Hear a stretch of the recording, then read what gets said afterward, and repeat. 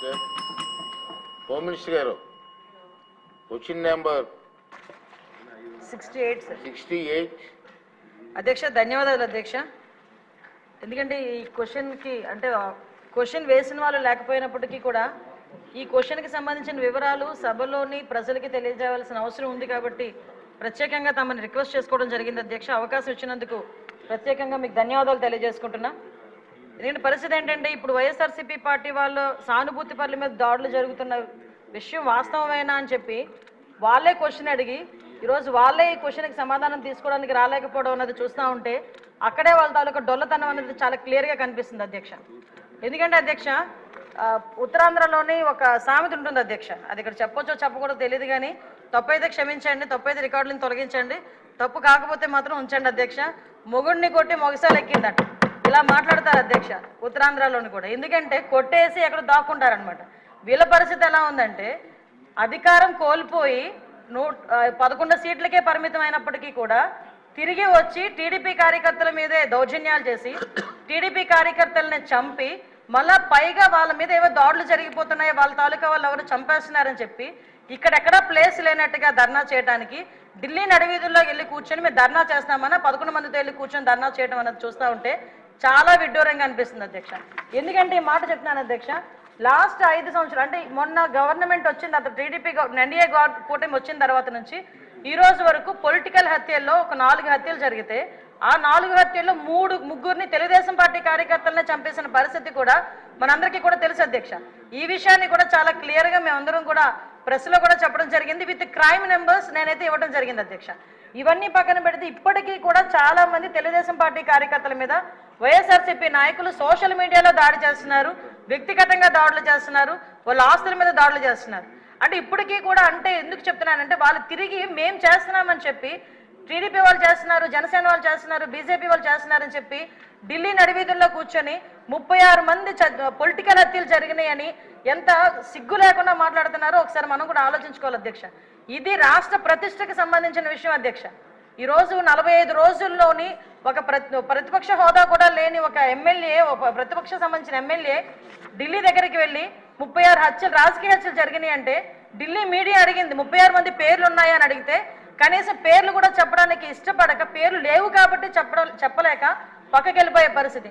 ఈరోజు మేము అడుగుతున్నాం, అరే 36 హత్యలు జరుగుతున్నాయని అడుగుతున్నావు, ఎక్కడికో వెళ్ళి మాట్లాడుతున్నావు, అసెంబ్లీ సమావేశాలు జరుగుతున్నాయి అక్కడికి వెళ్ళి ధర్నా చేసావు. ఈ రోజు ఇక్కడికి ఆల్రెడీ నువ్వు అమరావతి వచ్చావన్న సంగతి ఇక్కడ మా అందరికీ తెలుసు.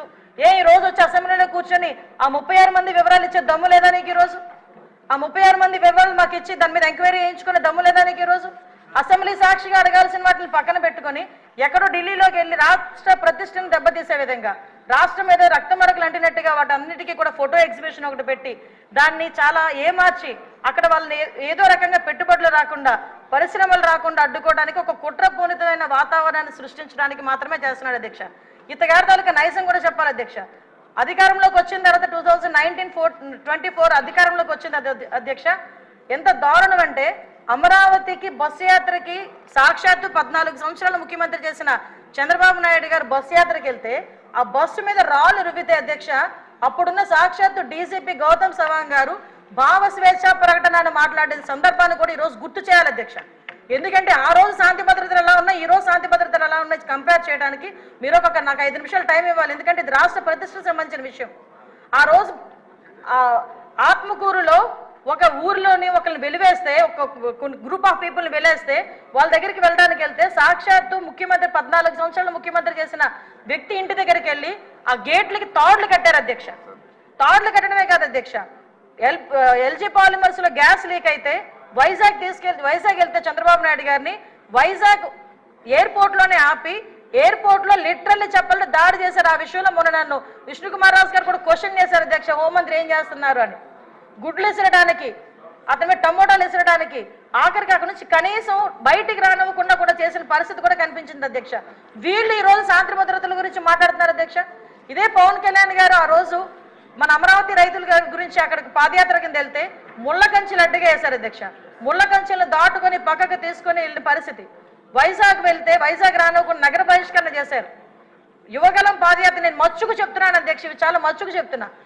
యువగలం పాదయాత్రలో లోకేష్ బాబు గారు పాదయాత్ర చేస్తూ ఉంటే కనీసం స్టూల్ ఎక్కి నుంచోడానికి కూడా పర్మిషన్ ఇవ్వలే. అంటే వీళ్ళ తాలూకా దౌర్జన్యాలు ఏ రకంగా ఉన్నాయి? ఎవరిని వదిలేశారు అధ్యక్ష? మీడియాను వదిలేశారా? లేదా జడ్జెస్ని వదిలేశారా? పారిశ్రామికవేత్తను వదిలేశారా? తెలుగుదేశం పార్టీ కార్యకర్తను వదిలేశారా? సామాన్య ప్రజలను వదిలేశారా? ఎవరిని వదిలేశారు అధ్యక్ష? అధ్యక్ష నాకు ఒక్క 2 నిమిషాలు విషయం. ఎందుకంటే అధ్యక్ష వీళ్ళు ఈ రోజు 1 మినిట్ 12 గంటలకి మన గౌరవ ముఖ్యమంత్రి గారు శాంతి భద్రతల మీద వైట్ పేపర్ రిలీజ్ చేస్తున్నారు. అంచేత వారు అన్ని వివరాలు చెప్తారు, మీరు క్లుప్తంగా చెప్పండి. అంటే గుర్తు చేస్తున్నారు అధ్యక్ష. ఎందుకంటే ఈ విషయం ఏంటంటే వీళ్ళు మన నోటికి మరుపు ఎక్కువలా ఉంది అధ్యక్ష. మాట్లాడితే ఏ రోజు ఆ రోజే మాట్లాడుతుంటాడు జగన్మోహన్ రెడ్డి. అందుకే ఈ నెల రోజులు ఏం జరిగిందన్నది ఆలోచించుకుంటున్నాడు కానీ ఏం జరుగుతుందని ఊహించేసుకుంటున్నాడు తప్పించి 5 సంవత్సరాలు ఏం జరిగిందన్నది మర్చిపోయినట్టున్నాడు, చిప్లోంచి పోయింది. ఒకటి అధ్యక్ష, ఈ రోజు నేను ఎందుకు చెప్తున్నానంటే అధ్యక్ష, ఇన్ని చెప్పి నేను ఒకటే డిమాండ్ చేస్తున్నాను అధ్యక్ష, ఎక్కువ టైం కూడా తీసుకోను నేను.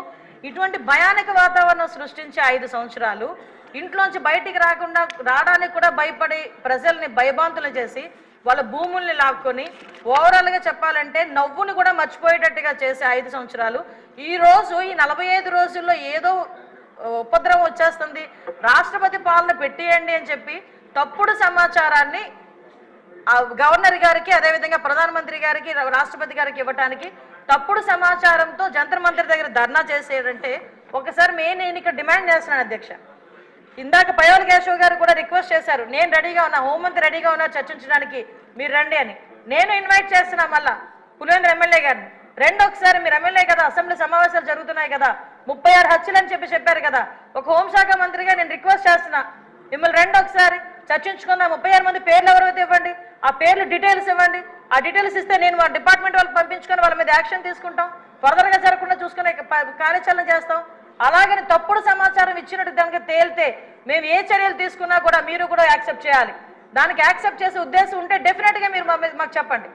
అంటే ఈ రాష్ట్ర ప్రతిష్టను దెబ్బతినడానికి ఏదో రకంగా చంద్రబాబు నాయుడు గారి మీద, ఎన్డీఏ కూటమి మీద, పవన్ కళ్యాణ్ గారి మీద, లోకేష్ గారి మీద బురద చల్లడానికి మాట్లాడితే లోకేష్ బాబు గారి చేతిలో రెడ్ బుక్ ఉంది అంటారు. అరే రెడ్ బుక్ గురించి నీ కార్యకర్తలే పట్టించుకోవట్లేదు, నీకు మాత్రం నిద్ర రావట్లేనట్టుంది రెడ్ బుక్ గురించి ఆలోచించుకుంటా ఉంటే. విషయం ఏంటంటే ఆ రెడ్ బుక్ అనేది అవినీతి చేసిన వాళ్ళు, తప్పుడు పనులు చేసిన వాళ్ళ గురించి. ఈరోజు భుజాలు తడుముకుంటున్నారు, నాకు అర్థం కావట్లే. దయచేసి ఒకటే చెప్తున్నాను అధ్యక్ష, ఇటువంటి చవకబారు ఆరోపణలు గవర్నమెంట్ మీద చేసి చవకబారు ప్రశ్నలు వేసి రాష్ట్ర ప్రతిష్టను దెబ్బతీయకుండా ఉండే పరిస్థితి పులివెందుల ఎమ్మెల్యేకి రావాలని మనస్ఫూర్తిగా కోరుకుంటూ సెలవు తీసుకుంటున్నాను అధ్యక్ష. అందరికీ చెప్తండి.